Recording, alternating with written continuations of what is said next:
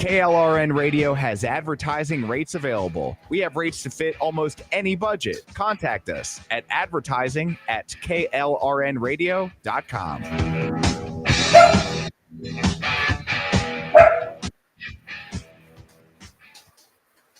The following program contains coarse language and adult themes. Listener discretion is advised.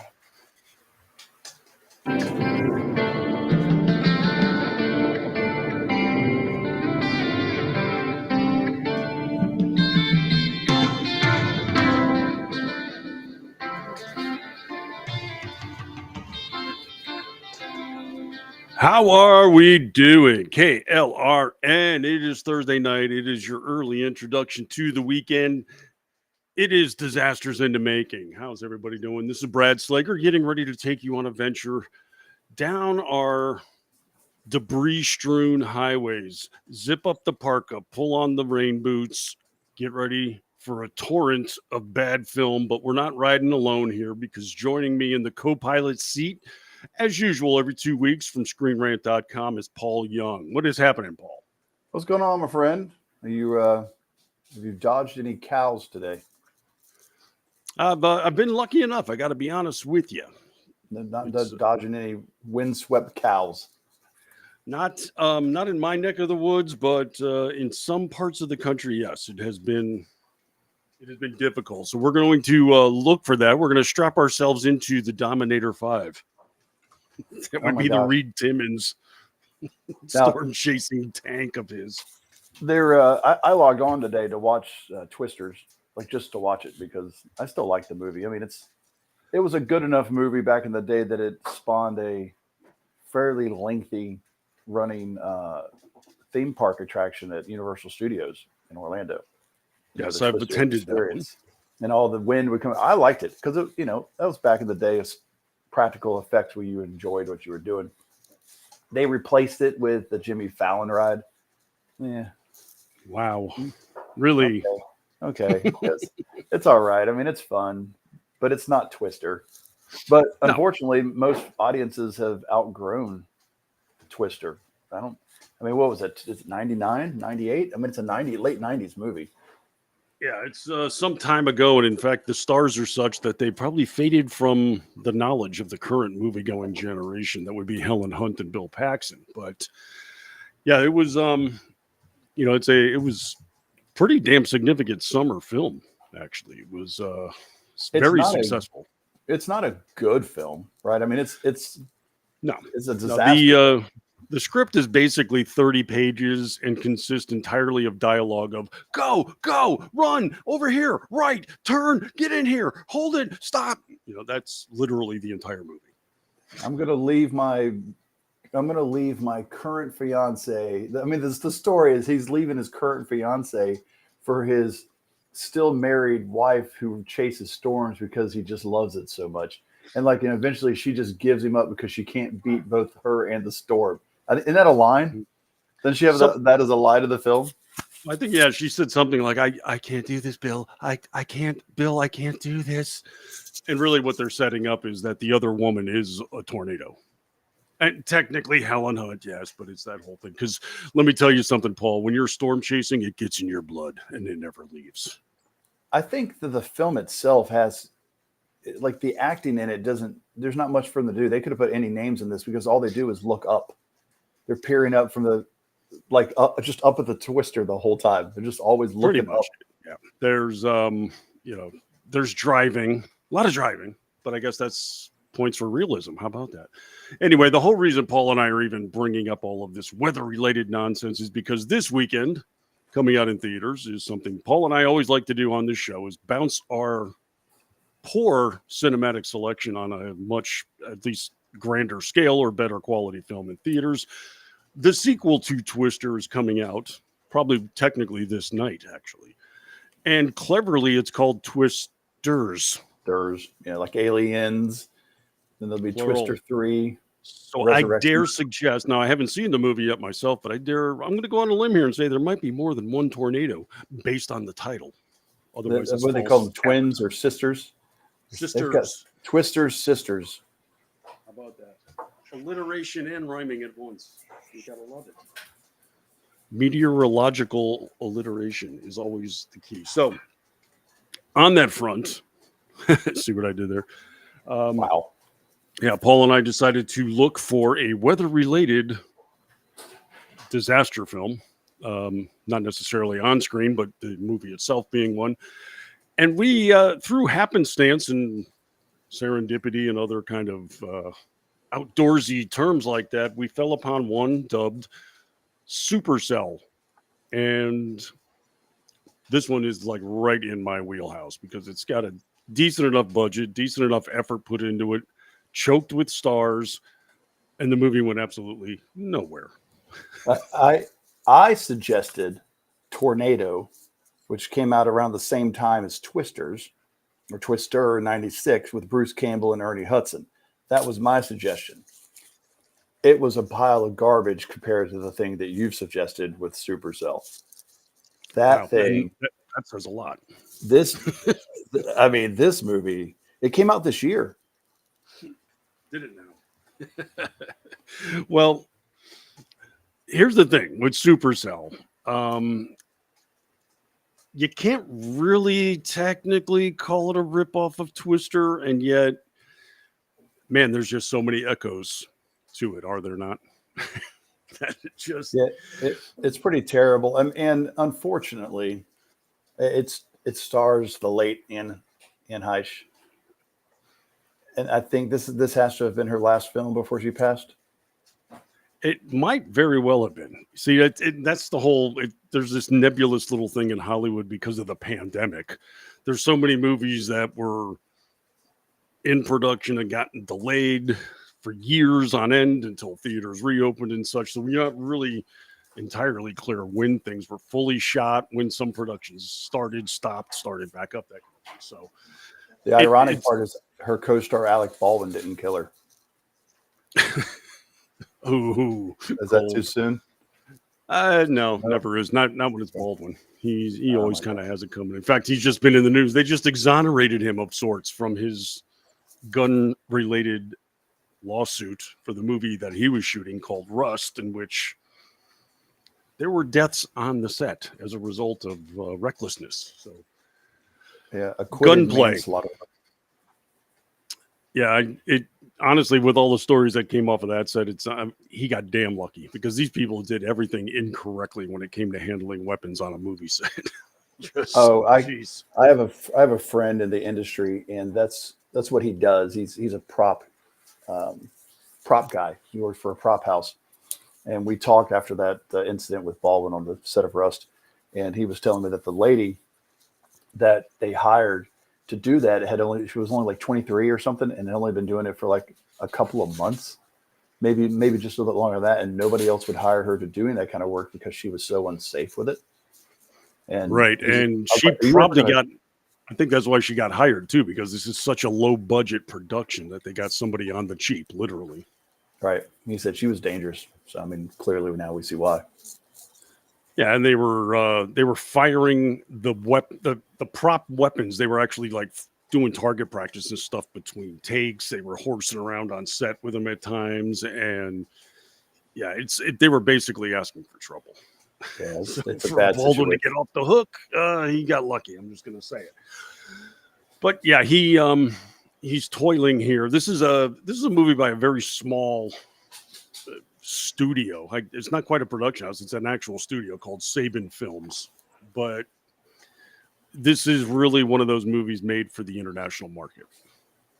It has to be, because it's not made for anybody in America. No, it got a very, very nominal release date. And this is one of those, I like to call these the Cannes Film Festival options.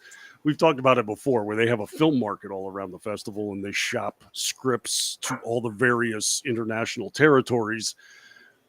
And what they do is they sell off the rights ahead of the shooting schedule, and whatever money they can get from that becomes the shooting budget. And then any money left over becomes their profit.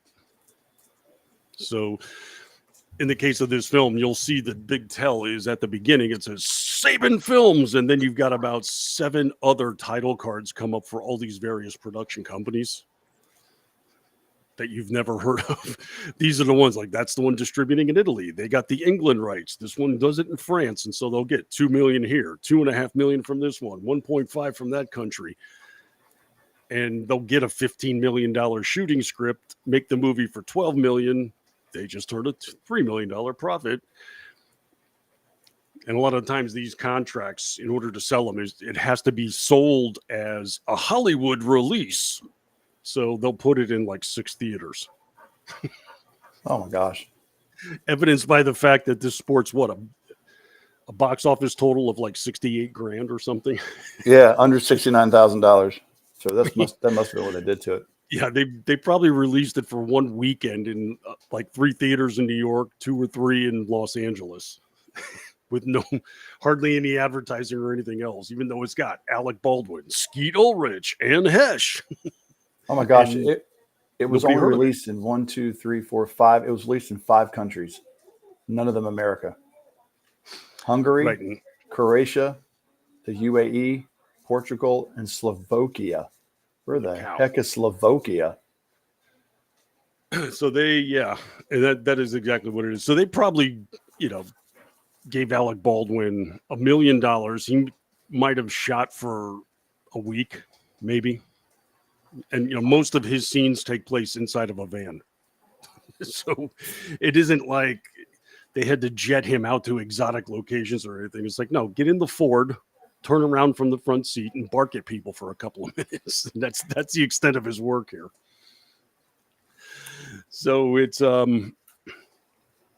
it's one of those. Like this generally would have gone straight to video in the old days, straight to DVD, that kind of thing. So like I can get with him a little bit. Like some of the Baldwin stuff, I'm like, it's hit or miss for me. I mean, he's not a terrible actor. He's just a terrible person. So right. No, he's a capable actor. In fact, I loved him in 30 Rock. I thought he just nailed that character. It might have been himself, but still, he nailed it. But this thing, he's all sorts of terrible in it. He overacts most of what he's doing. Yeah, basically, the entirety of his acting is done by a cowboy hat. That's pretty much it. That's how he defines himself. It's like, do you see this? I'm a gruff storm chaser. That's what it says right here on my script. And that's what I'm doing, being gruff. Even his death scene is stupid. I had to replay that. And we'll get to that in a bit. I wanted to watch him get hit by a cow. That's really what I was hoping for. Yeah, it was a little bit of a letdown as far as your opinion of Alec Baldwin. Well, as we said, this is a tornado movie. It does involve storm chasing, kind of. Does it? Well, a lot of it's implied.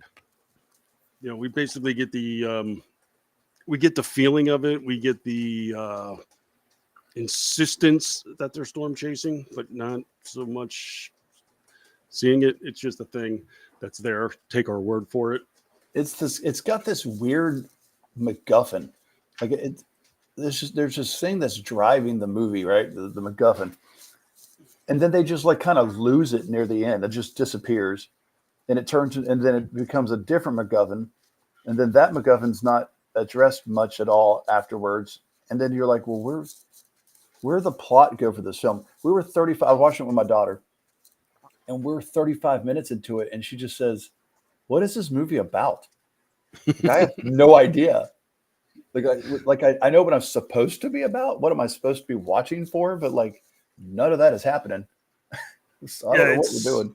It's kind of like, this is all about tornadoes. And really, it's just all about family grief with tornadoes in the background. Kind of. This will probably indicate to you everything. And like I said, a lot of echoes to Twister. Not necessarily stealing the plot, but there's a lot of those touch points throughout. There's like, I've seen this before. I've seen that before. Well, so the guy who did the soundtrack for this thing? Because he was scoring a different movie. Well, that was one of the only quality aspects of the film, dare I say. It's just that it was never placed well. Like there was one scene where just this massive orchestral upswelling, like, dun, dun, dun, dun, dun, and you're just like, holy crap! I'm looking at clouds. That's all I'm. Oh, worse than that. We're like watching him, and he's like, it's like you said, orchestral swells, and the music it's really good music. It doesn't belong in this film, but it's really good music, and it's swelling and building, and the horns are going, and you can hear the timpanis, boom, dum, dum, bum, bum, and he just touches the side. It's just that dude is just there, and he's touching the side of a truck, and it says his name on the side of it. He just goes, he just touches. I'm like, I feel like a raptor. Like it felt like it was Jurassic Park music, and the raptor was about to jump out of the back of the truck and eat him. Yeah, it seemed almost as if they were in editing, and the director's like, this scene needs something. Okay, how about an 80-piece orchestra? Nailed it. Put it in. Go. Dum, dum, dum, dum. It's okay. It's he's really putting on a good backpack. music. It might be the best music this guy has ever done. What's his name? His name is Corey Wallace. He's got 81 composing credits. So, I give him some. I want to watch Attack of the Potato Clock. That's something he's done. but it doesn't belong in this film, and it really does feel like he created music and they just bought it from him and applied it to the movie, and it just sort of lined up. Yeah, I got more of a feeling of like they probably shopped around and then they hit a price point. Can you do it for this much? Great. And then he said, wait a second, disaster movie. This is my shot. I'm taking it. And he did. And I'm applauding him. I'm not knocking the guy whatsoever. It's like, dude, whatever you got paid, it should have been more. I'm just saying. He's super talented. You overworked for this particular film. He's the best. He's the best actor in the movie. Yes. The most dramatic aspect of this film, you didn't see the guy. He is a baton. Just take my word for it. Well, the first touchstone is right away to Twister, and that is we have to have the childhood backstory that infused the star of the movie with his, I'll call it a relationship with Storms. Young kid, his dad is clearly a storm chaser. He's got a tricked out equipment truck. Got his name, Brody Storm Chasers, on the side of it. And he's pulling away. And no, Dad, don't go. I want to go with you. Well, Ann Hesh is his mother. And apparently she used to be a storm chaser, but they had a kid. So her dreams were forestalled. She has to now stay home with the kid. And she does all the storm directing with maps on the kitchen table and a walkie-talkie. Did you notice that they never show the dad's face? Like the whole opening scene all the way to his death, they never show. It's always shot from behind, shot from neck down. And that's not the only time. They do that for like some of the people at the school. They do it for the two cops later in the film that are working with Anne. There's another scene, like I think near the gas station, where I don't know if they just couldn't afford faces in this film, but like it started to be a noticeable trend. There might be like a Screen Actors Guild requirement. Like if you're technically on screen, you get paid a higher scale. It's kind of I guess, because they were all extras essentially, right? The dad's he's a main character point. Yeah, he's essentially an extra. He's there, but you never see him. You see his jacket, you see him, his wrist later. But the other thing is, we get this backstory. So he goes out and we're supposed to believe Bill Brody. He's like the storm chaser of all storm chaser. He's so good that other storm chasers look up to him in godlike fashion. That's how good he is. And yet somehow he doesn't have the best truck and equipment in the field, just like Twister. Yeah. As you recall, when everybody regarded Bill as just this mythical figure that could taste tornadoes, basically, and yet they were like the hard scrabble storm chasers with a pickup truck and a Winnebago, and that's about it. Did you see him pay homage to Bill Paxton? I don't think so. When the kid is on his computer Googling his dad, his first letter he types in is B, and the first thing the Google auto completes to is Bill Paxton. It's a picture of Bill Paxton. Then he finishes he types in Bill, and it says Wow. Paxton, and he types in Brody afterwards. So I guess that was maybe like an attempt to say, well, no, we're not stealing from Twister. We're paying homage. It's in the same universe. It's a Twister universe. Yes. We're Cyclone adjacent with this film. So Dad drives off, and because there's too much crosstalk on the walkie-talkie, Ann Hesh is in a panic state in the kitchen. She's desperately trying to direct him to take a north escape route away from the storm. It's growing too big. How she knew this, I'm not really sure, because she's looking at papers on a desk. But she was convinced he was going to die if he doesn't listen to her. She keeps trying to interject, but they keep talking back and forth. Oh my gosh, look at that upswell. Oh, that cell is amazing. Look at this one. And she can't get through to warn him. Lo and behold, he gets taken down by the very thing he loves most in life, and that is tornadoes. Yes, Mr. Brody passes away. This backstory. And I feel like maybe that the people making this film didn't understand how a walkie-talkie works. Like, there's no crosstalk on the walkie. Somebody's got the button down. The other person can't hear you. If you've got the button down, you're not hearing them. Well, this, and to cut them a little slack, this is kind of a Hollywood thing, because we even saw that in Die Hard, where they start talking and interrupting each other mid-sentence and such. It's like, no, you're on a single channel. You can't do that. But, whatever. This movie's not Die Hard, by the way, so we're not going to be as sympathetic to it. Well, no, but also, like, if it was a cell phone and there was an open cell, I get he's on the phone with her and he's talking to her, but they already make the comment that he leaves his cell phone at home. Like, that's suddenly a thing. Like, that's a character trait, I guess, that you leave your cell phone. That's what the Brodies do, Paul. Right. So now he's on this. Why is he just like being killed by a tornado and holding down the button? How is that the one thing he manages to hold on to? I think it was on the radio. You could hear him talking to other guys, and they're like getting excited about the storm.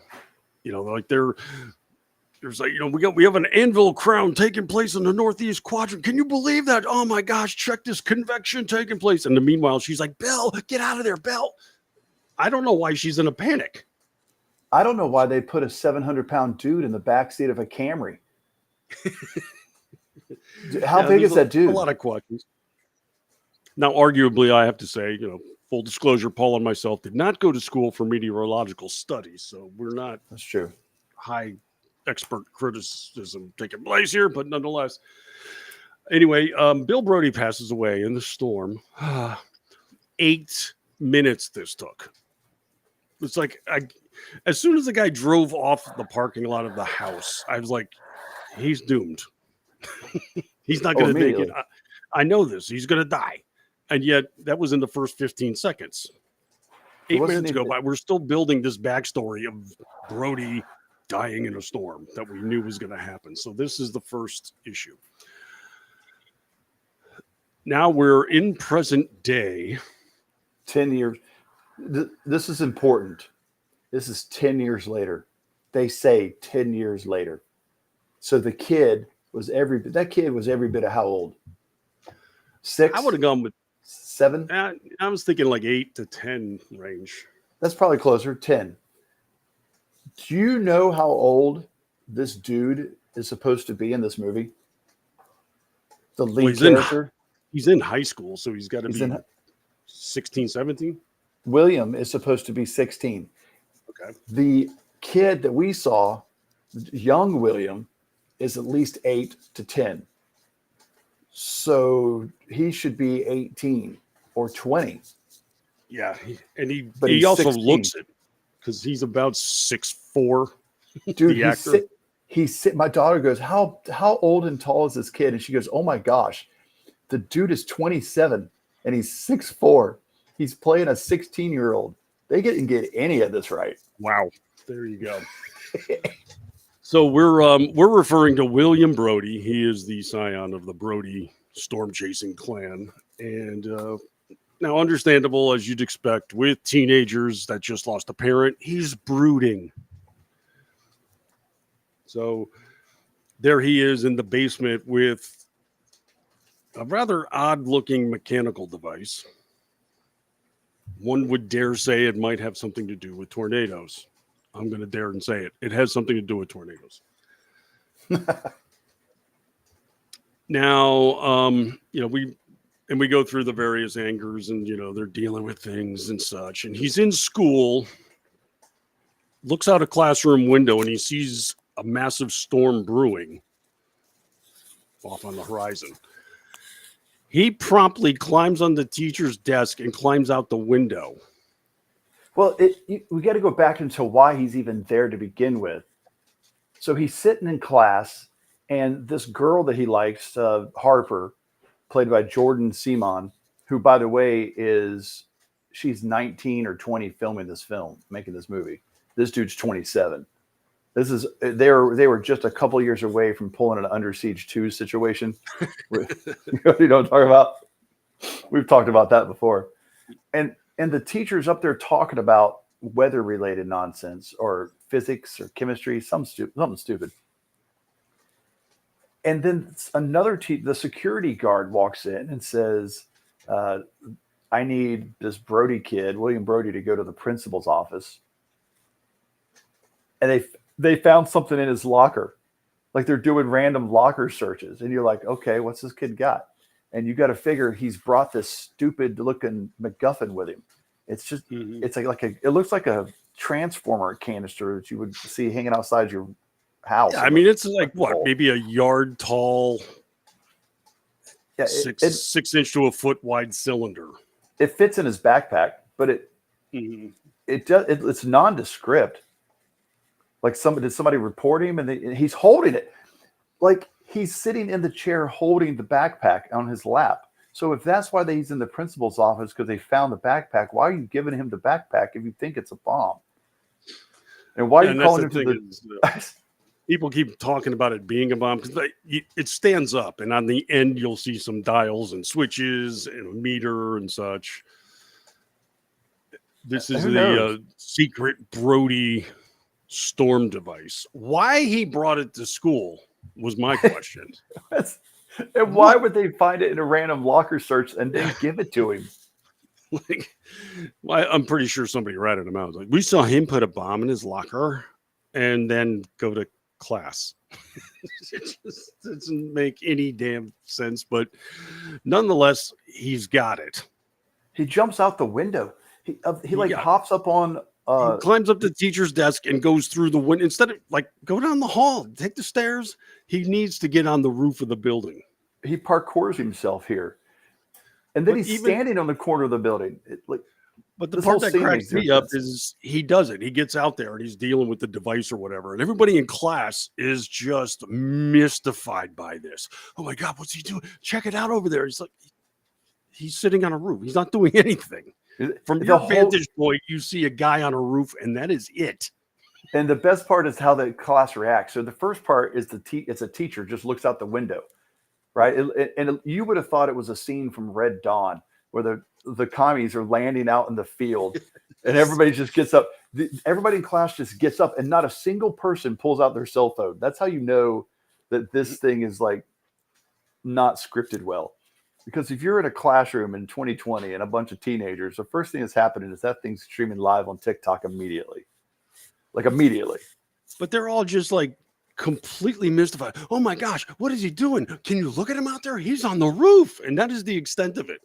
Oh, and the background chatter. What do they call that when they come back and they redo audio on top of other audio in post-production? Oh, when they do the looping, the ADR. ADR. There's a lot of ADR in this thing, but it's mostly from background people. So you hear a lot of chatter that's just clearly just laid on top of all the students talking after the fact, and and they do it in the grocery store scene and anywhere there's a lot of people, they add background chatter for effect. Oh yeah, you were at the diner and it sounded like you were sitting at a football game or something. Hold it down, I'm trying to order. And this is what we couldn't get past. And my daughter's like, didn't they say they moved to Florida at one point? And I'm like, yeah, I think they said they're cleaning houses in Florida. She goes, then why does it look like they're in the middle of Oklahoma?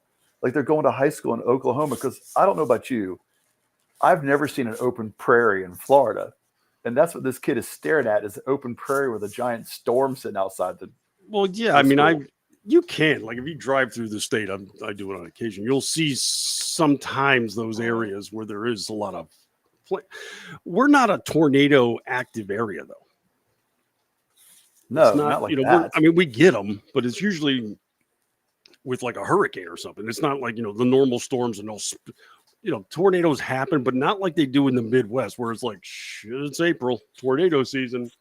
I mean, some of this was filmed in Montana, and clearly this particular portion of the scene was filmed in Montana for have that much open space. There's no way this was filmed in Moultrie, Georgia, where they Yeah. filmed a lot of the principal shooting. Yeah, I think Georgia was probably a lot of the interior shots and building locations and such, but none of it's really very fragmented. We were all over the map, it seemed like, and at the same time, you never knew where you were. So we're just going with. I got to be honest, I missed the Florida part. Yeah, I mean, other than I sent you a screenshot, we're watching it, and I'm Right. like, what is happening? This girl is driving this stick shift Mustang, and she's got a Florida license plate. I'm like, I almost completely forgot they were in Florida. Like, nothing in this movie screams I'm in Florida at all, ever. Yeah, and it never, like, a lot of times you'll see it all the time too when they shoot in Florida. You're like, oh, that's definitely here. The building styles are in the. I didn't see a single palm tree in this film. So No, there's not even pine trees. and a good, the good portion of this is set in Texas, in Oklahoma. And the panhandle of Texas, yeah, we're going in, and then at some point they end up in Kansas. So Florida really didn't even amount to anything as far as this movie goes. Didn't contribute in any capacity. But he's on the roof with his not a bomb device, and everybody's mystified by this. It's not a bomb device. Maybe he can get a visit from to the White House with Obama for his not a bomb device. Yes, exactly. And he basically comes to a realization that both of his parents, who are tornado experts, never did, and that is that this thing works. Okay. We still don't know what the thing is or what it does, but apparently it has some form of radio signaling to determine a tornado miles away from a safer distance. Yeah, but like, okay, he has to walk out into the field. Like, he sees the tornado. He's like, I'm listening to its heartbeat. There was only really one time ever that this was applied. It's the equivalent of opening up your window and when it's raining and then sticking your hand out and go, it's raining. Yeah, this one is like, well, now you know it's raining down the road. You don't have to go over there and get wet. But the whole point of storm chasing is everybody wants to get right up against the tornado anyway. So even though he proved that this thing works, it never mattered because it's like, yeah, we can sense a tornado from 5 miles away. Great. We're going to go about 2 feet from it. So let's go. Well, but not just that, but it's such a big open prairie, right? Like, you can see for hundreds of miles in certain cases is out there in Kansas and Oklahoma. So you can tell when a tornado touches down. You see it forming. We watch it form. So what are you listening for? Like, I get if you're like, it's a barometer and you're like, oh, a tornado is going to form over here. At least that kind of stuff made sense in Twister, where they're letting Dorothy too go up there and drop all the little things to read stuff. You're not predicting. You're helping gather information to predict a tornado. This thing is supposed to predict a tornado, and yet it works, and it suddenly catches up with him every time. Like, just stop looking down at your little goo gadget. You're not a bomb, and look forward. There's your tornado. I mean, great. It works. Nobody wants it. No. It's like you could be 10 miles away and determine a tornado. Yeah, where's it at? 10 miles that way. Well, that's where I'm going. Take it to Shark Tank and see how it works. It's like, but you can stay here and listen to it. No, that's not what we do. We're storm chasers. We get into the heart of the storm. So anyway, it works. And I guess this kind of establishes that he's got the storm bug in him. He's just like his father, while his mom is both destitute and pretty much just cynical about storms in general any longer. While she was one of the experts, now she just hates them because they killed her husband. Understandable. Get it. She doesn't want her son anywhere around this now. But she moves to Florida. Like, there's no place to go, lady. There's hurricanes here. Yeah, it's like, I don't want to be around weather. Well, I don't know where you want to move, but Death weather Valley, kind of all around us. So give this movie some credit, though. I will give it some credit. Did you hear any mention at all about climate change in this film? Don't believe I did. No, I did not either. Yeah. I had to go back and check. It's not in here at all. They kept it apolitical. They kept that kind of aspect out of this thing. And believe it or not, Twisters does the same thing. Huh. And it's catching all sorts of hell from the the climate police, the writers in Hollywood, and for not including it. And that would be the people that would not go see this movie anyway. So CNN, the Hollywood Reporter, all the big ones are like they're blasting on director Lee Isaac Chung for not bringing it up. And he literally says that movies should not preach a message. They should be entertainment. Bro, I don't know what else Lee Isaac Chung has made in his life, but I'm going to look him up and I'm going to watch his stuff because I want to be entertained, not preached to. It's funny because I went through and looked at a lot of the comments on all of these sites that are talking about it. Even Screen Rant does it. We got a lot of people like that like to talk about political stuff and how everything should be intermeshed, and it shouldn't be. If it works for the film, yes, include it. If it doesn't work for the film, you don't need it. And everybody, I would say 75 to 80% of the comments in most of these sections are in support of director Isaac or director Chung. Well, that's good. They say the same thing. I want to be entertained. I do not need to be preached to. I can watch the news for that that's what I'm looking for. But see, there's also a component that kind of precludes that, because if you're going to sit there and lecture that, these things are getting more intense and stronger and bigger and more frequent, well, that means you are calling yourself an expert on tornadoes, and pretty much the entire thrust of Twisters, and yes, Supercell, is to learn more about them. Well, they did the same thing in San Andreas, I think. It's an earthquake movie, and they somehow blamed it on climate change. I love that so much. It's like that movie. Earthquakes have zero to do with climate change and vice versa. The climate caused tectonic plates to shift. Right.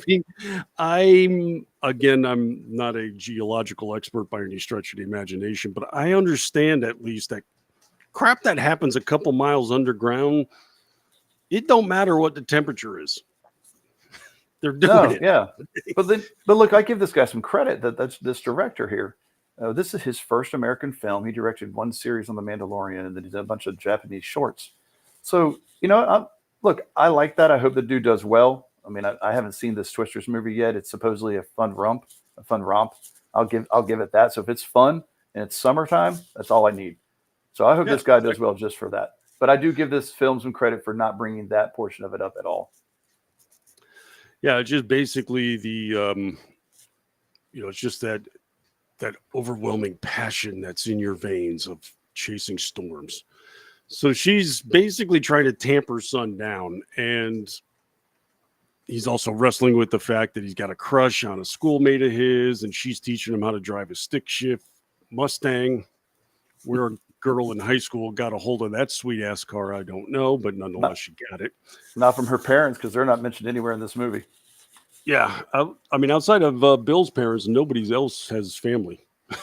It seems, amazingly enough. And so he's still kind of sullen and figuring things out, and then he gets a package in the mail. And in it is a leather-bound notebook. Lo and behold, it used to be his father's. And he's leafing through it and just becoming more and more inspired. And it's a tangible connection to the father he loves and misses.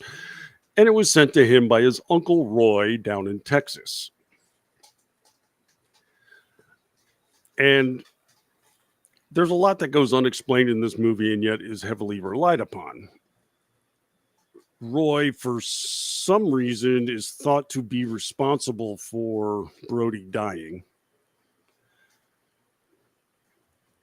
Will's mother doesn't talk to him anymore as a result of this. He doesn't talk to the family at all.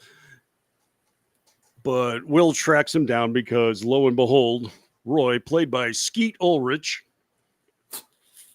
I am forever mystified and impressed that anybody managed to get a career in Hollywood with the name Skeet. Skeet. I love it. I just, congrats all around for that. Is that his real name? Who cares? That's his name. You don't change it, touch it, or ruin it. And don't even look and find out what his real name is because I don't care. He's Skeet. You know I'm gonna. What was that movie? I saw him in with Cuba Gooding Jr. And it was speed. They should have just called this thing temperature. They had a device that if it got above a certain temperature, that it would just like wipe out all of life within a 5-mile radius or something. And they stole this from a facility because the bad guys were going to get it and they had to keep it cold. Is it called Cold Fusion? No. No, I've seen this movie like 5 or 6 times too, and I can't remember offhand what it was. Chill Factor. Boom, there you go. But yeah, Chill literally, Factor. It's such a rip off of Speed. They should have just called it like temperature or Fahrenheit, something like that. Okay, his name is Brian Ray Trout. Skeet Trout is what you should have gone with. Skeet. Okay, don't ruin this for me, Paul. He's Skeet Ulrich. Old Mr. Trout, Skeet Trout. So Will sees the return address, and then Roy even says at one point, "Damn it, I knew it was a mistake to put that on there." But he tracks him down to his hard scrabble cabins out in the flatlands of Texas. He's very angry at Will. He hasn't seen Will since he was a kid. He's like, "Son of a bitch, I can't believe you showed up, you piece of crap. Go home, get out of here." And he does a U-turn with the van that's got Brody Storm Tours on the side of it. He totally stole their name. Oh my God. He's in Texas. He's in Texas, right? Yeah. We've established that. How did this dumb 27-year-old, 16-year-old kid get there? Hitchhiking and everything else, because we saw him jump out of a truck on that dirt road as he walked up to the property. So he hitchhiked on the back of a truck from Florida to the panhandle of Texas? Yes. In the same clothes that he left in? I'm just going with that. So let me tell you something. My son, I love him to death. He's a dipstick. So we go on his trip. We go on this long vacation trip, our big family vacation. And he packs an Xbox in his backpack.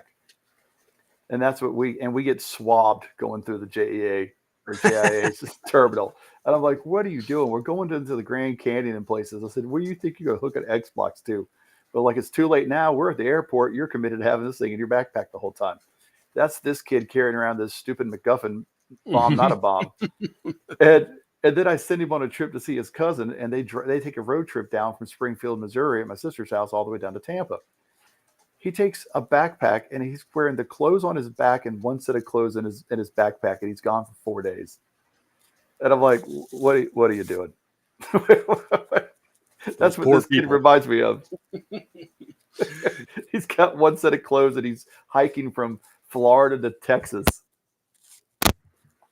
Well, I just love this too, that, he's on this, wide open area of his property, and he's does a U-turn with the van, and then Will runs up and stands in front of the truck. He's incapable of turning, apparently. So he just leans on the horn. Will doesn't move. He's like, "Son of a bitch. All right, get in." Oh, I guess everything's been resolved now. Well, the best part is he gets there right as the guy's leaving. Like, what impeccable timing. Had that red truck been driving down the road 5 minutes later, he just walks up to an empty house in the middle of nowhere, Texas. Yeah, if he missed a turn or something, then the entire movie would have been waylaid. So fortuitous that. So they head off. Meanwhile, Ann Hesh the night before got really mad and tried to steal the notebook from Will. And he's like, no, this is totally my dad's. Leave me alone. I'm going to my room and locking the door. And does. She gets up the next morning and finds out that he's not in his bed. She's distraught. She calls his cell phone and it rings there in the room. He left it behind him, just like Brodies do. So I'm to believe that the 16-year-old leaves the house with a backpack, just the clothes on his back, a bomb, not a bomb, and no cell phone. And he's just going to hitchhike his way to Texas. To which his uncle, not an uncle, there's a lot of people, not your people in this thing, says, here's $20, take a bus ride back to Florida. Bro, where are you going for $20? Yeah, no. You're going to the end of the city line. That's about it. But yeah, that was a dramatic moment, Paul. Don't undercut it with facts. If we could just hand him $100 bill and go, here, I'll drop you off at the closest bus station. Okay, that makes sense. A 20? Yeah, so Ann Hesh is upset. She's going to find her child, and then she looks in the trash and sees the massive envelope. The notebook was delivered in, and she said, oh, that son of a bitch, Roy, that's where he went. That piece of crap, son of a piece of just a bit. So she's going to go get him. Hops in her car that does not work, and the 17-year-old with smoking Mustang comes up and says, well, I like him too, and I want to help. So she goes with. Parents, do we need to notify anybody that you're leaving town with this? We'll just go. Okay. Again, they're in Florida. We were supposed to believe. First, the cops tell Ann that he hasn't been gone 24 hours yet. He hasn't been gone 24 hours, so they can't show him as a missing person. But the bro hitchhiked from Florida to the panhandle of Texas. So in less than 24 hours. To the point, he hasn't been gone to the point. Dude, I drove from Jacksonville to Houston, and it took me 3 days. And that was me driving 8 hours a day to get there. Okay, if I leave my house, by the time she called the cops, I wouldn't be to you yet. No. I'm still in Florida. I think, isn't Florida like the only place where you can drive from like one end to the other and in a day and still not leave the state? I think Texas and Alaska would qualify. Maybe Montana. Because you got to start all the way like south of Miami and the Keys and then go all the way up to Jacksonville and then, hang a hard left and head out west all the way to, Alabama is the next place you go to. Yeah, we just made that truck actually for the eclipse a couple months ago. So how is this Joker getting the this whole thing? Like if they said, hey, he's been gone for a couple of days and she's looking for him, I'm like, I get that. You literally set up a timeline that says less than 24 hours. If I leave when she's calling the cops, I might make Tampa. Just saying. So then they don't take, and they don't pack any clothing. No, she's still in her maid's outfit. Yeah, and the girlfriend is like, well, I can drive. Okay, let's go. Mom, Dad, I'm taking off with somebody you've never met before. No, on the road. Bye. I'm not going to take a cell phone. She doesn't have a cell phone. I'm not going to take another set of clothing. I'm not going to ask you where we're going. Nope. I'm not going to say, do I have enough money to get to where we're going? They've already said they're destitute. Ann's character is still wearing her knee pads. She's got her maid's outfit on and knee pads. Like you can't take 5 minutes to go change your clothes and maybe pack up a little something. It's an emergency, Paul. She has to go get Will 5 states over. There's no time. No time. Well, cut back to Texas now, and we come to find out that Brody Storm Tours actually does get tourists and take them to tornadoes. This is a thing. And it's mostly full van, except Will's in the front seat. And then the arrival of Alec Baldwin. Holy crap, this dude. Gonna go with the fact that he's probably a villain of sorts in this. He's wearing a black cowboy hat. That's how you know he's a villain. This is Alec Baldwin acting. He's playing Zane, the hard scrabble gruff storm chaser, Zane. And all he does is insult people. Who the hell's this? What the hell's he doing in my chair? Get in the back, you damn kid. If he's occupying a seat and he's turning to Roy now and saying he better be paying for it, Roy's always tried to sell T-shirts and hats with the Storm logo on it. This whole thing has just got sham written all over it. Okay. Can you do that? Can you take a storm chasing situation? Is that something you can actually do? You mean like tours? Yeah. Yeah, Paul. Didn't you see the scene where you sign a waiver? Holy crap. Everything has cleared. There's the storm chasing tour in Valley Center, Kansas, and the extreme tornado tour in Norman, Oklahoma. And I feel like, Brad, I know what our first road trip's going to be. Well, I think you mean second, but yes, go on. That's true. You and I are going to go, we're going to go storm chasing. We're going to pick up Aggie and we're going to go storm chasing. After we go tap your keg at the bourbon distillery. I'm bringing a cosplay suit. I'm going to wait for a strong wind, and you're going to capture me on video being blown around in a cow's costume. All right. I'll be in the van with the video. That's how I'm going out. I've already picked my death. You know, most people don't get to pick their death. I'm picking mine. That's how I'm going out. No strings, folks. No strings. That's Paul. That's not a cheap fake video. He's not going to be on the next show, but look how he went down. This episode of Disasters in the Making is a video segment and hosted by me alone, and you'll soon find out why.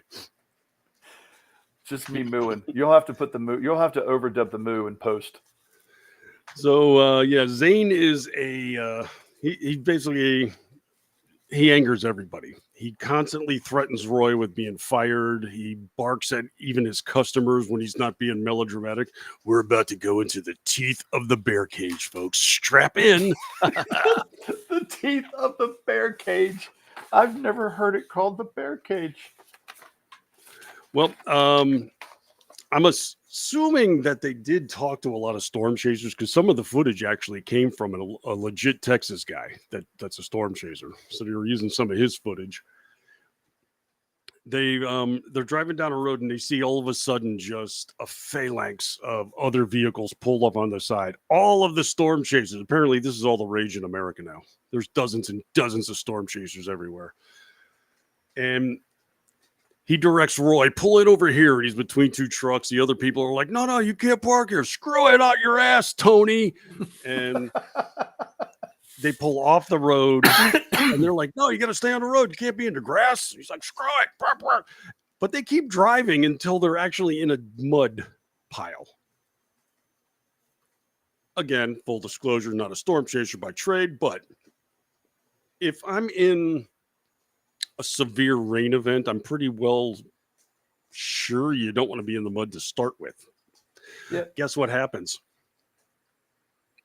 They get stuck in the mud. Who saw this coming? I mean, amazing. And they pulled into the only mud spot. And how did you have a vehicle that you know you're storm chasing, you know you're going to be stuck in rain and hail and wind, and you bring something with Ling Long tires on it? Yeah, this looks like one of those Ford white vans you get from Home Depot for $19 a day. Only thing missing on the side is free candy. Yeah, they just slapped the logo over the, U-Haul rental logo on the side of the door. So they get stuck. They're filming. Oh, this is fantastic. Look at that imagery. I'm getting a new Rolex with these images I'm shooting. And then a storm sneaks up behind everybody somehow. Look, there's a crash of lightning, and them and all the other storm chasers freak out because nobody saw this coming, despite them having $50,000 in storm tracking computer equipment in all their vehicles. But anyway, he's got the heartbeat thing. The MacGuffin is with him. Why isn't he using that? Well, yeah, that's the thing. He doesn't for quite a while. He already knows it works. And they were driving at one point, and Roy let Zane know that this is Brody's kid. He's like, really? What do you know about storms? He's like, I know a lot. And he opens up the computer and says, okay, tell me what this is going to do. And he does. And he uses all the right jargon and terminology and just floors Zane. He's like, all right, kid, that's pretty impressive. Let's see how you do in the bear cage, though. You can't handle the bear cage. The bear cage. Apparently, the bear cage is when you're right in front of a tornado that's about to hit you smack ass in the front head. But I had to look it up. I had to go to Reed Timmer's website. Apparently so, yeah. Like when they said, too, they got stuck and then they got in a hailstorm. And the hail was like the size of eggs or softballs and stuff. And they said, that's gorilla hail. Reed Timmons coined that term. That's his. So...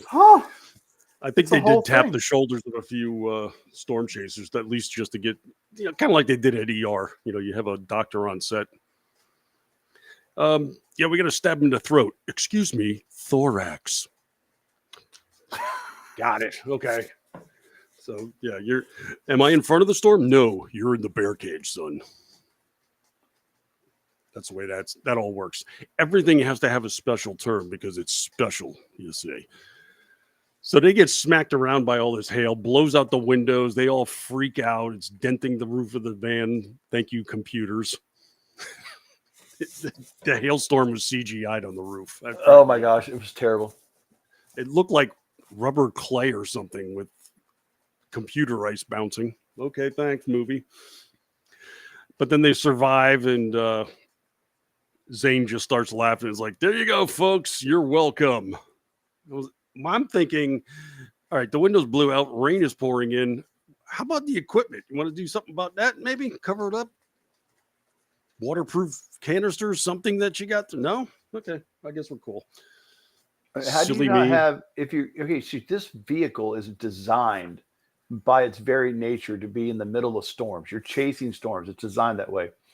How are they don't have like reinforced steel around the side of the truck, like something they can just drop down to cover up at least the windows? Or why have they like put in bulletproof glass to help prevent that? This van was equipped for one thing: field trips. Yeah, that's essentially what it is. This is not a storm chasing van by any stretch of the imagination. Like, okay, Reed Timmer, he's the guy that's been on Discovery Channel. You've probably seen some of that stuff, and he's got that tricked out vehicle that looks like a round tank. Yes. $750,000 that thing goes for. He's got double reinforced glass. It's all aerodynamic welding on the outside. He could shoot plungers into the pavement if a tornado hits right on top of him. He even has apertures on the top. Like the whole thing about Twisters, they tried to get Dorothy into the storm. Timber figured it out. Rockets. Makes perfect freaking sense. So he's got the stuff on the roof and he can control them from the inside. So he could like aim rockets at a tornado. What? Yeah. So like if they put sensors or something on these, like the model rockets you have, but the bigger ones, so they can launch up into the storm and then get sucked up into it. Boom. There you go. Research, science. Hey, they figured it out. I don't have to go see Twisters now, but I'm still going to. But yeah, so the passenger van gets beaten all to crap. Shocker. And we keep going back and forth to Ann Hesh. All they're doing is driving. They get hit on at a convenience store. They hang out at a hotel. They mope and they moan a bit. They really don't do much. Hit on? It was the dude was just standing there talking to the girl. Yeah, he was hitting on the girl, and then Ann Hesh comes up and starts getting all snarky with him, and then cons him out of his cigarettes because she's just like that. But they go to their next location. Everybody's at a convenience store. Apparently, all the storm chasers do the same thing all the time. Nobody works independent of each other. It's always 50 trucks and vehicles at a convenience store, at a diner. So they are at this place. Everybody's fueling up, getting coffee and what have you. And then, I don't know, something happens, crack a lightning or something. And everybody at one time starts going tear ass out of there. We got to go. Come on. The storm just just showed up. Like you can't. They literally have what appears to be a tracking satellite inside of this van with full motion video screen capture. I mean, it looks like the van is tricked out to be able to follow Doppler. So it's not like chasing storms of yesteryear, and the storms that are being formed are happening like hundreds of miles away. Well, this entire scene cracks me up so much. They screwed the pooch about 6 different ways in this whole scene. And understand too, we've already bought into the fact that they're one of the lesser storm chasers. They don't have the really great vehicles like everyone else has, which means everybody else has better technology as well. So everybody bolts down the road. Will is inside the store buying popcorn. And Zane is like, we got to go. He's like, we got to wait for Will. He's like, you got 90 seconds or we're out of here. And so they just sit there and they're drumming their fingers on the dashboard while Will's stuck in line listening to a weather report. Here's the thing. I'm, again, not a storm chaser. Instead of hanging out in the van for 2 minutes, how about 15 seconds, go in the store, grab the kid and yank him back in the van? Yeah. I mean, it seems like that would have been both effective and saving time. Instead, and the kid acts like he's never seen a storm before in his life, but yet he wants to be a storm chaser. Like, it really did have like segments or feels of Jurassic Park where the teenager just has zero idea what's happening, but is stupid. Like, he's got no sense of surrounding, but he's watching the news. I think it's more like he's book smart about storms, but has never witnessed them firsthand. So he could tell you what the rotational convection rate's going to be, but he's never been inside the bear cage. That's the difference. But he's been on a ride with somebody and known that they're out there waiting on him. And yeah, I'm sure that's happened before. But at the same time, hop out of the van and grab him. Okay. Yank on his hoodie and drag his ass back in the van and get down the road. But anyway, he's 20 feet away. They all just say, screw it, we're leaving him. And they disappear on the horizon. He walks out of the store and he's all by himself. Now, here's where things go really screwy. Oh, my gosh. The guy behind the counter said, well, we're perfectly safe because all the storm chasers left. Mm-hmm. 15 seconds go by and they're no longer perfectly safe. The storm is on top of them.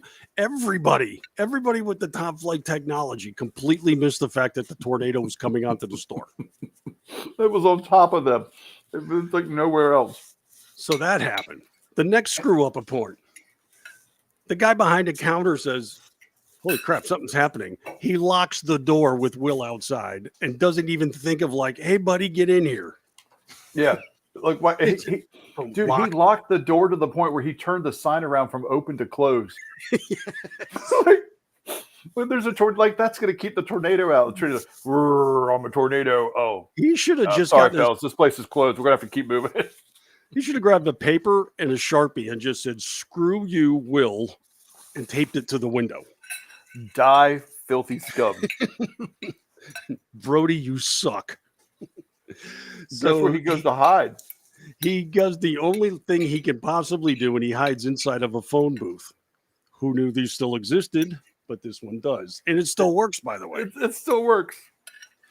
Has a dial tone, but then he realized he's in real trouble when the busy signal came on. Who was he going to call? Well, it was just hanging, and then he drops down on the floor, and the wind was coming under the door, and it's starting to blow his dad's notebook apart, which he starts to panic, and he's like desperately grabbing all the papers. Like, dude, you're in a phone booth. You're not going anywhere. The paper's not going anywhere. He looked like he was inside of one of those money tornado machines where you got to grab as many dollar bills as you can hold, and that's what you're going to win. You got 30 seconds. Go. But why is he and this is, Erica brings this point up. She's like, why does he went in to get a bag of popcorn. Why does he have his dad's notebook with him? Where was he storing it while he was buying the popcorn? And why did he feel it was necessary to remove it from its storage location when he got into the phone booth? All valid questions that this movie refuses to answer. So he's in the phone booth and survives. And that's when, for some reason, then everybody realizes, oh my God, the tornado hit the convenience store. So the storm chasers turn around. They can't be 3 miles down the road at Maybe this point. Somehow the news crews, however, show up before anybody else to interview Will. Why? because he survived the storm in a phone booth. They pulled an old Indiana Jones and the Crystal Skull refrigerator moment. But I mean, so the storm passes, he survives. It's like it's almost as if he opened the door of the phone booth and the news crews were waiting for him. Oh my God, you survived this, Will. What do you have to say for yourself? One, why do they care?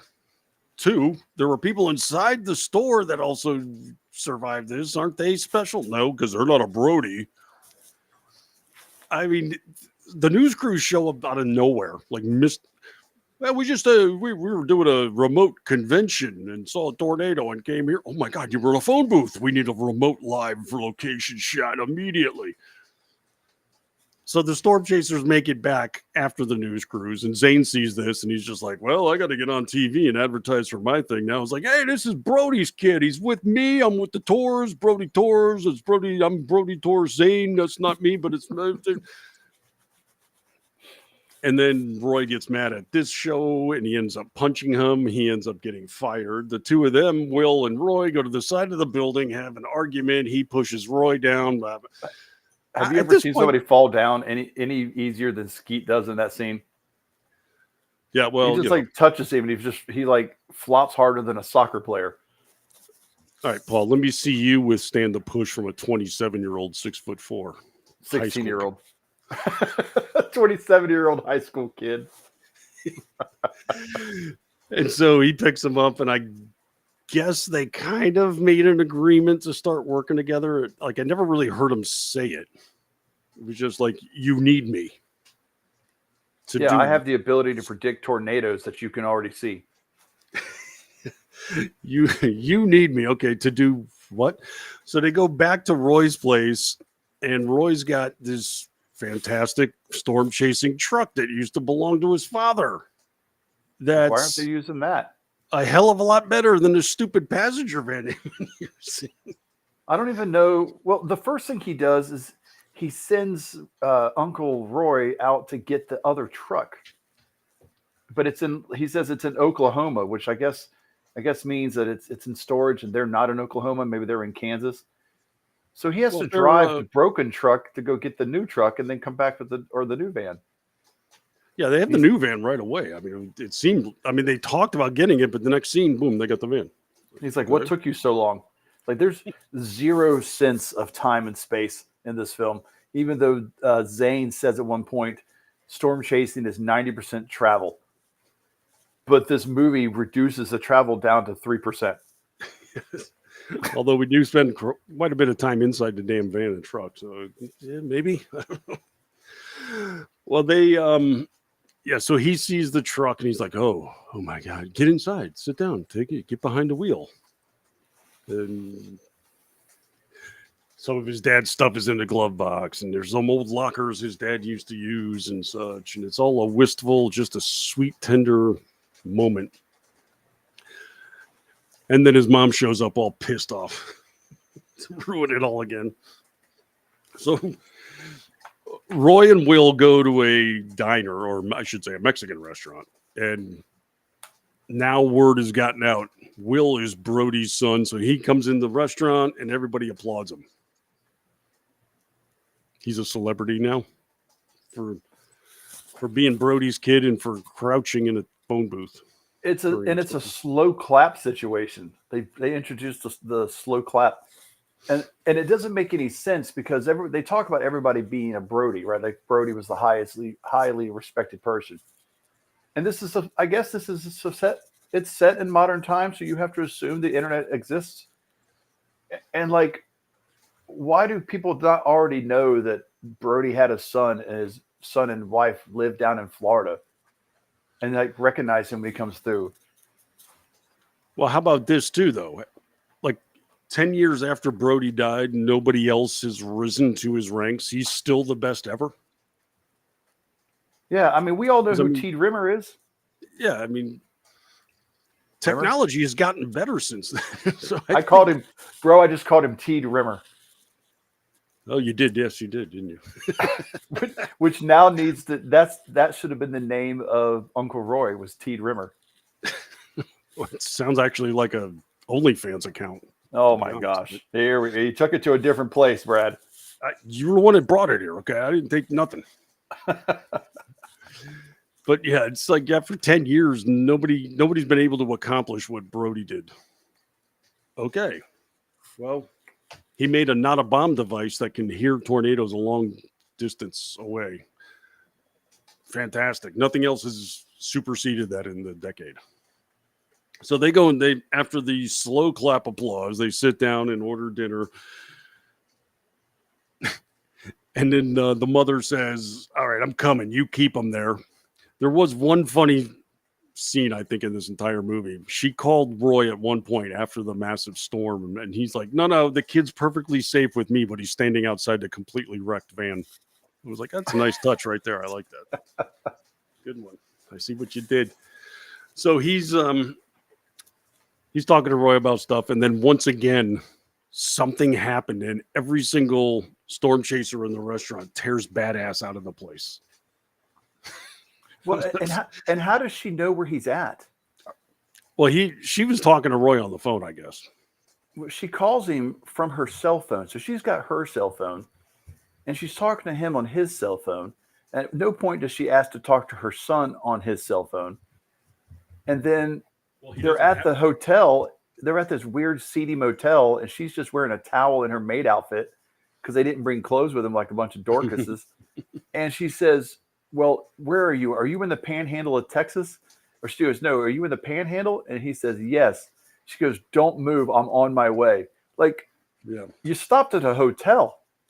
Well, you think he's going to just stand at this this location in the random panhandle of Texas? Yeah. Oh, well, I'm at the Mexican restaurant in Texas. That might help you out. Oh, that narrows it way down. That should hone you in where we're located. The place with the huevos, rancheros. It's life-changing, Paul. Life-changing dish. Life-changing huevos. So, Stupid. So he's talking to Will, and then while there, another storm chaser who, for some reason, did not run out of the place like everybody else. By the way, I don't think anybody paid a tab. They all dined and dashed because of a tornado. They just took off and left these poor restaurant owners holding. Like, holy shit, we gotta go. And it's like they're probably a couple $100 in tips just raced out into the parking lot.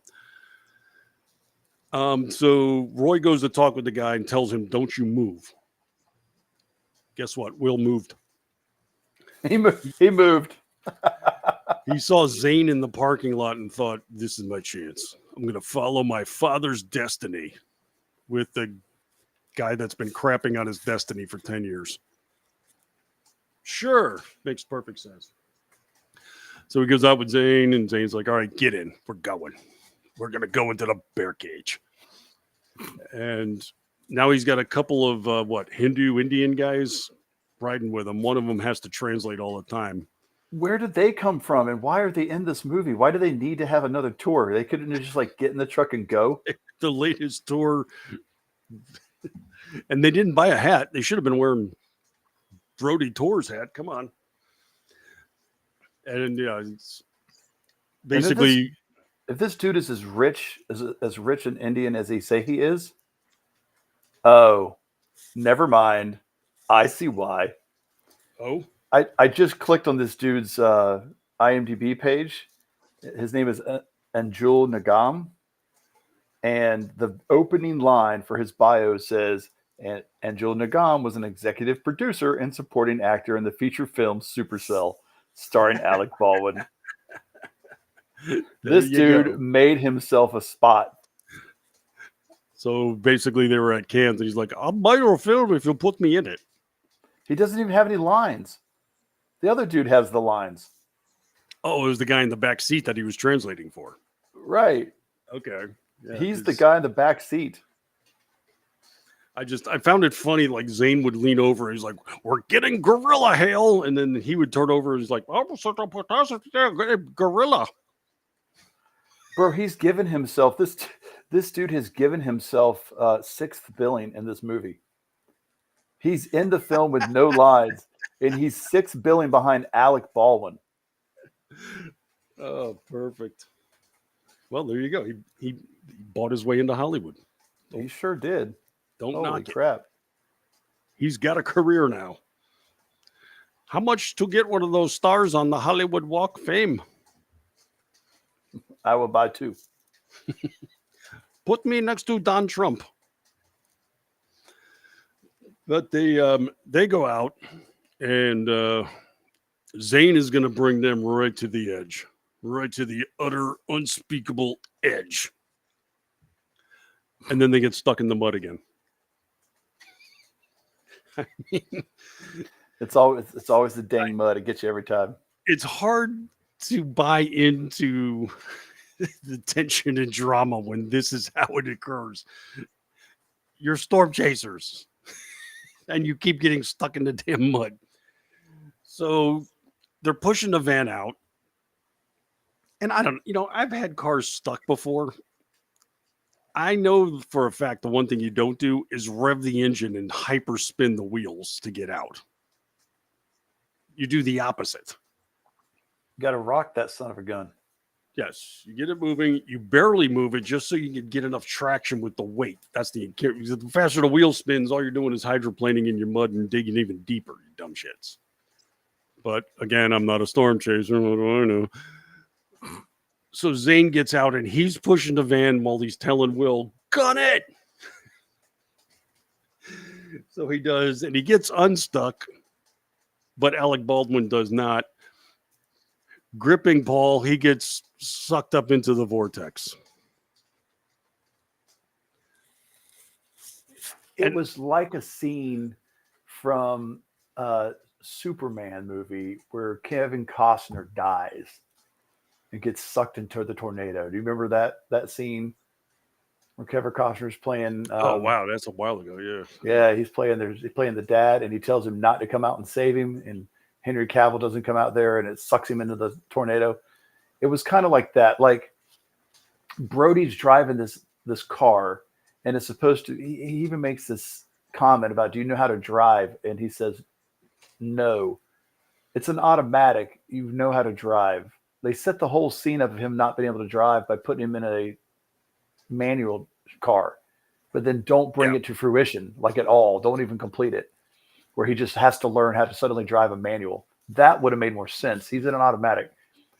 And instead of Baldwin staying in the car and trying to ride it out, he gets out of the car to try to push it by himself with muddy shoes. And the car moves, 5 feet? It didn't go very far. You still have time to hop into this thing, and instead he just stands there facing the car and screaming at the top of his lungs as he dies. Yeah, and it wasn't like a drawn out ending for him. It wasn't cinematic at all. He's just like, yeah, and then he's like a dot in the sky. I mean, it's just like zip. There goes Alec Baldwin, I guess. Okay, we're done. Him and the cow. Alec Baldwin is the new cow. And then for some reason, Will is trying to evade the tornado by driving in reverse. Yeah, how fast can you go in reverse in a vehicle? I mean, reverse is one gear. It's not like you have multiple gears. I've watched some videos on a YouTube channel called Donut. I don't know if you're familiar with Donut at all. And they sometimes they'll bring up car movies. And one of the biggest things they talk about is this goof is in Fast and Furious 2, where Paul Walker spins his car backwards and it's just like riding down the highway at like a high rate of speed, like doing 100. And they're like, that would, he goes, they have one gear. It's not like you're shifting gears. You go in reverse, you're basically in first gear. So he's winding this thing out at 100 miles an hour. The transmission is going to blow up. So I don't know where this guy's going backwards. But then Roy and Will's mom had shown up on the scene, but Will's gone. More family tension and drama. She's barking at Will at this point, screaming at him. How could you do this? And you brought him. Why did you send him that damn notebook? And back burner, honey. You got to go get your kid. Okay. So they finally get in the van and they go trying to look for Will, and Will damn near T-bones him with his reverse van. So they do that. And Again, how does she know where they're at? They took an off-road. They weren't even on the interstate anymore. she's an expert storm chaser, Paul. Yeah, but she's not chasing a storm. She's chasing a car.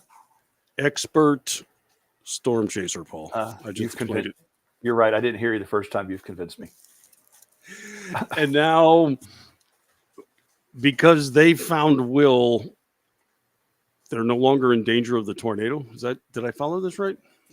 Right. Well, even the storms shake at her. It's like, we finally found you. And the storm's like shrugged and went like, well, I guess you don't need me anymore. All right, fellas, this place has got a closed sign on it too. We got to keep moving. So I'm off to Jasper. See ya. I'm off to Jasper. And it's like, he then says it works. The device works. Okay. I mean, you've already established, though, it's basically like saying I got the CB radio to work, and everybody's got cell phones in their hand. But now it's a sweet and touching ending. He and Roy, I guess, are going to partner up now. Did I? Is that what happens? At this point, I was like so checked out of the film, and it just kind of like stopped. Like all of a sudden, there was like they showed like a calm and tranquil skyline. It was like, okay, the tornado's gone. This movie dedicated to. It's like, wait, whoa, what the hell? Are we done? Are we? It's like just that quick. Okay, thank you, movie, for killing Alec Baldwin. I guess that's the best I got out of this thing. So yeah, not quite Twister quality here. It's not quite quality. I think you could have left the Twister part of it out.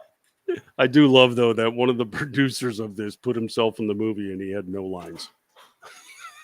Yes, and I love that we found that out during the show. Like I didn't know that prior. That made it that much better.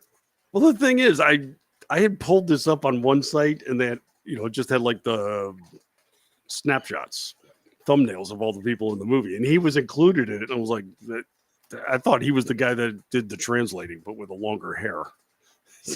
I just like, well, okay, yeah, I guess he was in the movie. Sure, I had no idea why. Now I do, and it's hilarious. Okay, all right. So I'm gonna walk back a little bit of criticism in this film just for a second because I was curious. So they're living in Tallahassee.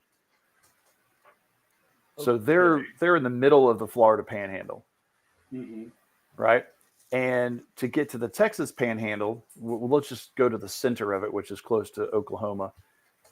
It would be a 18-hour trip straight. Yeah. So I guess this kid, if he found a way to go from location to location without stopping, he could have gotten from Tallahassee to the Texas Panhandle in under 24 hours. Yeah, but not 6. Not 6. I mean, we don't know technically what time of night he left, but we do know that he got there quicker than his mom got there, who had to stop and get a hotel room halfway through. Look, like I said, we just made the trip from Fort Lauderdale to Dallas-Fort Worth a couple months ago. That's a good hump. We made a point of stopping halfway through. We stopped for the night. Well, maybe she could have made the trip had she put on one of those astronaut space diapers, like that one lady did to go kill her husband, coming from Texas to Fort Lauderdale. Mm-hmm. Isn't that what she did? I forget what her exact path was. I know she was a little psychotic and was like going after an ex-boyfriend or something.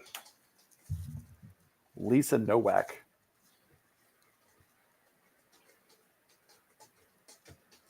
Oh, I love this. All you do, I just typed in space diaper female killer, which should be something you could find a movie on. And the first thing Google pops up is what happened to the female astronaut who drove with a diaper. I I love the internet. I probably should. I almost forgot about one of the actual decent scenes in this. After they reconciled, everybody like had to beat cheeks to the hotel because the storm was coming. And they said, we have no other option, but we have to get in the pool to save ourselves. Underwater shot, we see the four of them, and then we see a couple of lights, and then blammo, the van is in the water with them. Yeah. Oh, yeah. And they It's kind of a cool shot. You're like looking up the water at night, and then all of a sudden the van and its headlights just sort of like, pink camera, here I am. Okay, that was kind of cool. And I guess we should give the movie credit for cinematography. The cinematography on this stuff was pretty good. Cinematography, soundtrack. It was the acting, the characters, and the story were all nonsense. Yeah, there just like wasn't enough going on. We had to buy into all this family melodrama that, I mean, overall it was watchable. It's not like a painful movie to watch. It's, you can have this on while you're doing other stuff and keep checking in on it. It's like, oh, wait a second, honey, I got to pause here. This is when Alec Baldwin eats it. There he goes. There you go. Okay, cool. All right. What were we doing? So keep that on loop.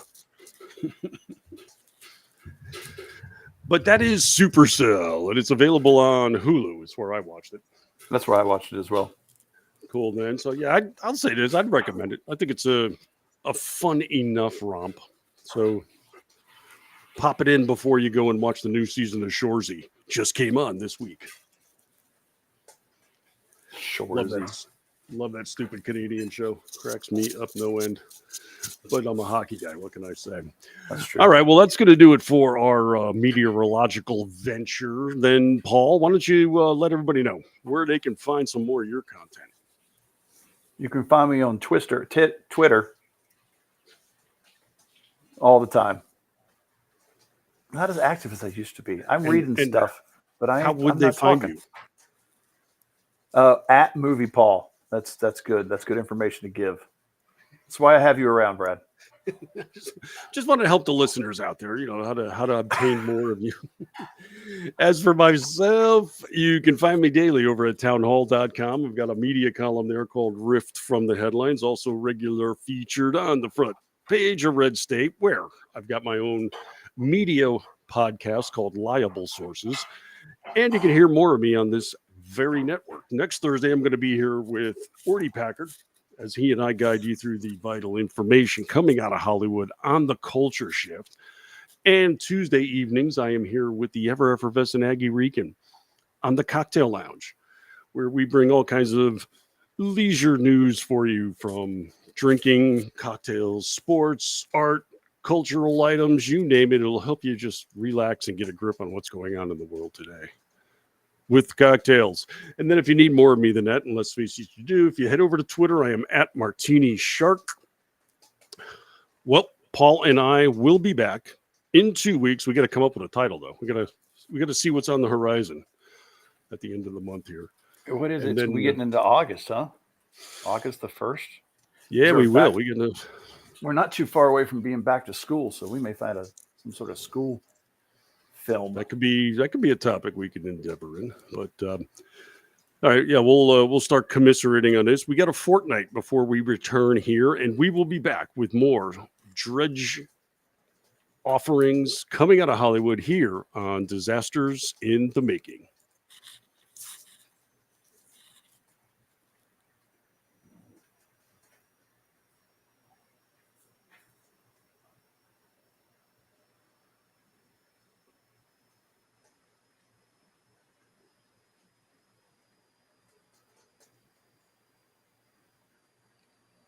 I messed up, didn't I? Oh, there we go. Sorry, guys. I was distracted. I missed my out cue, didn't I? Not a problem. All right.